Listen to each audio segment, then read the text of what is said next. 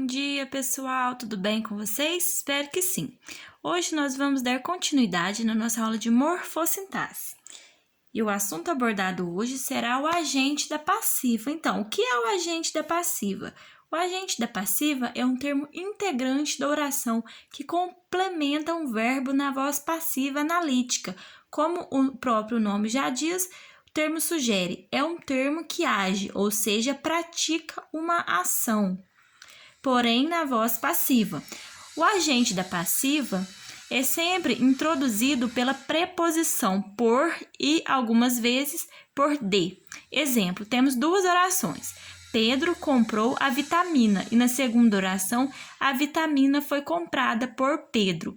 Em ambas as orações, o verbo comprar vai aparecer na voz ativa e na voz passiva, sendo a voz ativa a primeira, que Pedro realizou a ação do verbo.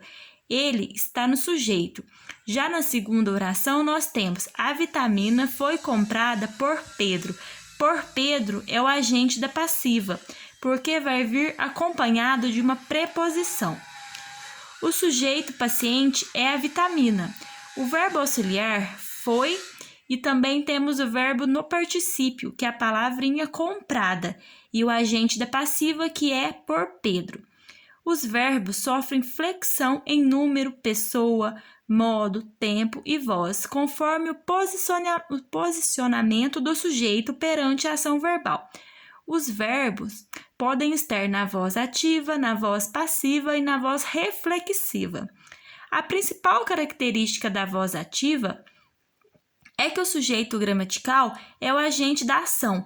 A ação expressa pelo verbo é praticada pelo sujeito da oração. Já na voz passiva, o sujeito sofre a ação expressa pelo verbo. E a voz reflexiva, que é a voz do verbo que indica reciprocidade. Então, pessoal, até a próxima aula!